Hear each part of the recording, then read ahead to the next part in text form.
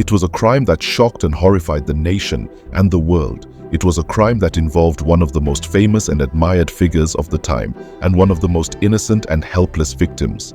It was a crime that sparked a massive and unprecedented manhunt and a sensational and controversial trial. It was a crime that remained unsolved and disputed for decades. It was the kidnapping and murder of Charles Augustus Lindbergh Jr., the 20-month-old son of Charles Lindbergh, the aviator and hero, and Anne Morrow Lindbergh, the writer and socialite. This is the story of the Lindbergh baby kidnapping and the mystery and the tragedy that followed. The story begins on March 1, 1932, when the Lindberghs were staying at their secluded and newly built home called Highfields in Hopewell, New Jersey. The Lindberghs had moved to the country to escape the media and the public attention that surrounded their fame and their fortune. Charles Lindbergh was the first person to fly solo across the Atlantic Ocean in 1927 and had become a national and international icon and a symbol of courage and adventure. Anne Morrow Lindbergh was the daughter of a wealthy and influential diplomat and had become a successful and respected author and a devoted wife and mother. Their son, Charles Jr., was their first and only child and was nicknamed Little Lindy after his father. On that fateful night, the Lindberghs had put their son to bed in his nursery on the second floor of the house around 7:30 p.m. They had also left a note for their maid, Betty Gow, who was in charge of the baby, to tell her that they would be downstairs in the library and that they did not want to be disturbed unless it was necessary. They had also locked the doors and the windows of the house, except for one window in the nursery, which was left slightly open to let in some fresh air. They had also turned off the lights except for a dim light in the nursery, which was left on to comfort the baby. Around 10 p.m., Charles Lindbergh heard a noise outside the house that sounded like a crate falling off a truck. He did not pay much attention to it and thought it was nothing. He continued to read his book in the library while his wife was writing some letters in the living room. Around 10:30 p.m., Betty Gow went to check on the baby and to turn off the light in the nursery.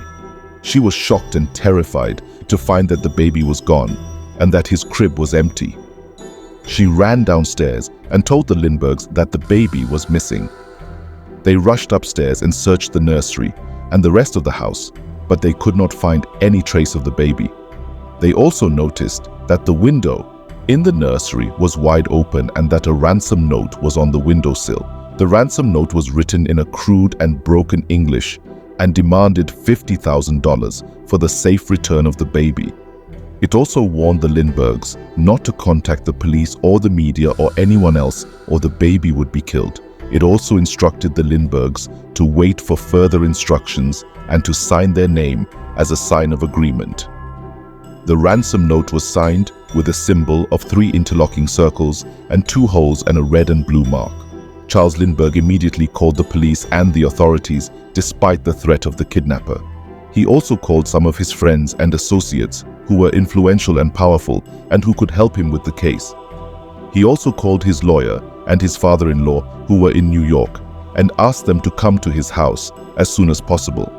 He also decided to pay the ransom and to do whatever it took to get his son back. The police and the authorities arrived at the Lindberghs' house and started to investigate the crime scene. They found some clues and some evidence that suggested how the kidnapping had occurred. They found a ladder leaning against the wall outside the nursery window, which had been used by the kidnapper to climb up and down and to take the baby. They also found some footprints and some tire tracks near the house, which had been left by the kidnapper and his vehicle. They also found some fingerprints and some hairs on the windowsill and on the ransom note, which belonged to the kidnapper or his accomplices. They also found some marks and some scratches on the window frame and on the floor, which had been made by the kidnapper or his tools. The police and the authorities collected and analyzed the clues and the evidence and tried to identify and locate the kidnapper and his whereabouts. They also tried to communicate and negotiate with the kidnapper and to arrange the payment and the delivery of the ransom. They also tried to protect and support the Lindberghs and to keep the case confidential and discreet. They also tried to find and rescue the baby and to bring him back to his parents, alive and well. But the case was not easy or simple or straightforward. The case was complicated and difficult and twisted. The case involved many challenges and obstacles and surprises. The case involved many suspects and witnesses and informants. The case involved many leads and clues and dead ends. The case involved many twists and turns and shocks. The case involved many secrets and lies and betrayals. The case involved many hopes and fears and disappointments. The case lasted for more than 2 years and became one of the most famous and infamous cases in history. The case attracted and captivated the attention and the interest of the media and the public and the world. The case sparked and generated a massive and unprecedented manhunt and a sensational and controversial trial. The case inspired and influenced many books and movies and stories. The case remained unsolved and disputed for decades. The case ended with a tragedy and a mystery.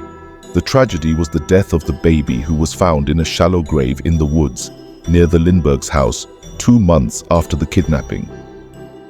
The baby had been killed by a blow to the head shortly after the kidnapping and before the ransom had been paid.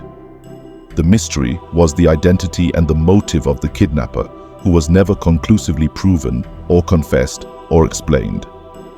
The kidnapper was allegedly a German immigrant named Bruno Richard Hauptmann, who was arrested and convicted and executed for the crime based on circumstantial and questionable evidence. The kidnapper was also possibly someone else or someone more who was never caught or revealed or exposed. This is the story of the Lindbergh baby kidnapping and the mystery and the tragedy that followed. It is a story of crime and justice, of fame and fortune, of love and loss. It is a story that shocked and horrified the nation and the world. It is a story that remains an American nightmare.